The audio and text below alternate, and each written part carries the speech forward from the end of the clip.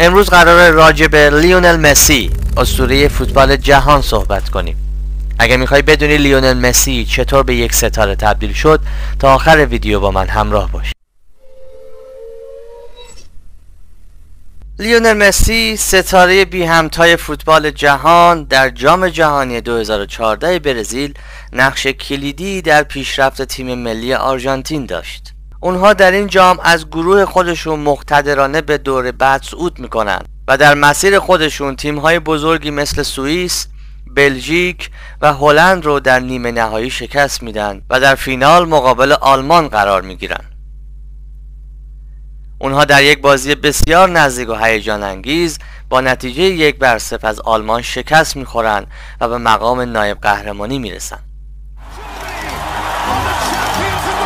با وجود اینکه توپ طلای جام جهانی رو به عنوان بهترین بازیکن این رقابت کسب کرد، در سالهای 2015 و 2016 او 2 فینال متوالی کوپا آمریکا رو میبازه و همین امر باعث میشه که بسیاری از مردم آرژانتین او رو نفرین شده بخونن و بگن هرگز به پای مارادونا نمیرسه.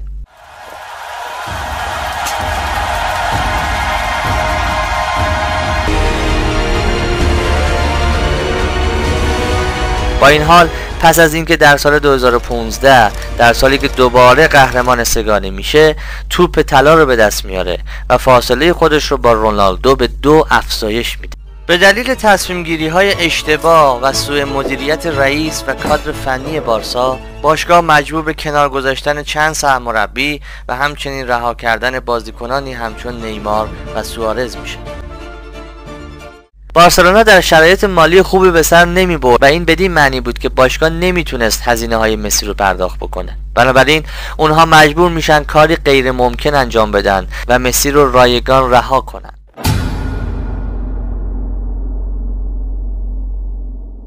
« 778 بازی برای باشگاه، 672 گل، 303 پاس گل، 6 توپ طلا، 10 قهرمانی فصل لالیگا و 4 عنوان قهرمانی لیگ قهرمانان. همه افتخاراتی بود که مسی در طی دوران بازی خودش در بارسلونا کسب کرده بود.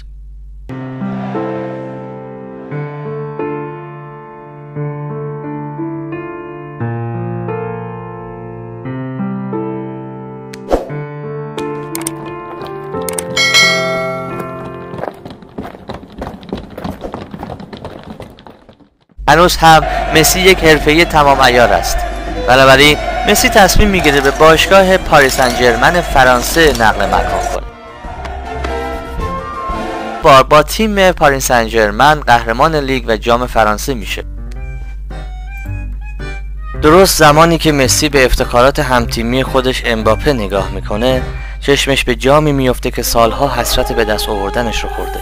جام جهانی 2018 که در اون سال امباپه با تیم ملی فرانسه به دست آورده بود و آرژانتین در مرحله 1/16 نهایی در برابر فرانسه باخته بود و از دور رقابت‌ها خارج شده بود.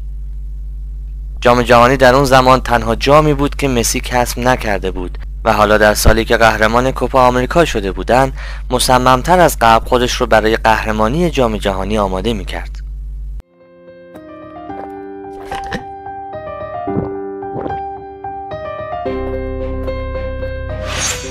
بازی اول اونها در رقابت‌های جام جهانی 2022 در برابر عربستان بود، اما در بازی اول گروهی اونها در برابر عربستان به طور غیر قابل باوری میبازن و همین موضوع باعث ناامیدی مسی میشه. Where's Messi? I have one question. Where's Messi? Where's Messi? اما چیزی که باعث میشه مسی دوباره انگیزه بگیره، حمایت هواداران و بازیکنان تیم از اونه. مسی و همتیمیاش با هم متحد میشن و مصممتر از قبل به میدان برمیگردن.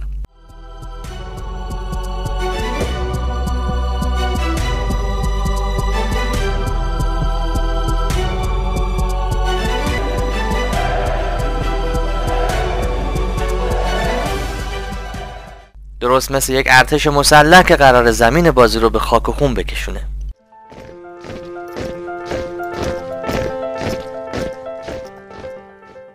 اونها از مرحله گروهی به عنوان تیم اول صعود میکنن و در بازی بعد تیم استرالیا رو شکست میدن.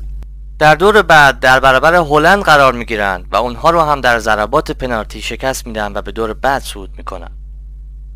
در این دور هم اونا از سد تیم کرواسی عبور میکنن و به فینال رقابت ها مقابل فرانسه راه پیدا میکنن. حالا وقتش فرا رسیده بود تا مسی انتقامش رو از امباپه و تیم ملی فرانسه بگیره. دیداری سخت و پایاپای که در نهایت با نتیجه 3-3 به ضربات پنالتی میکشه.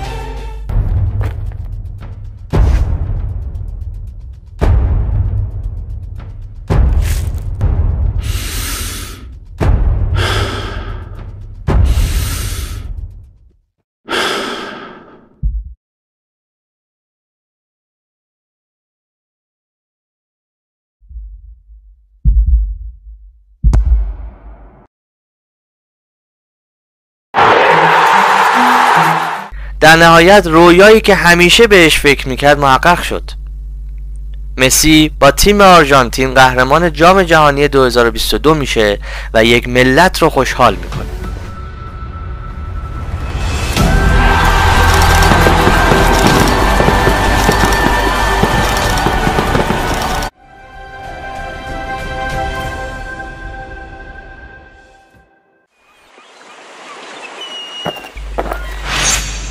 حالا مسی 8مین توپ طلاش رو هم کسب کرده و ویترین افتخاراتش رو کاملتر از قبل کرده. اینتر میامی خانه جدید مسی با 726 گل و 346 پاس گل در مجموع 894 بازی مسی بدون شک بهترینه. این روزها بیشتر تمایل داره با خانواده و فرزندانش وقت بگذرونه و با همتیمی‌های جدیدش در ایالت خودش بازی کنه. قطعاً مسیر او همچنان ادامه خواهد داشت. Y hoy este hombre de 35 con las 3 estrellas, ¿qué le puede decir ese pibe? ¿Cuál es tu sueño? Jugar en la selección argentina. Bueno, que le espera algo extraordinario, algo que no se lo podría imaginar, que va a tener un camino en su profesión muy hermoso, con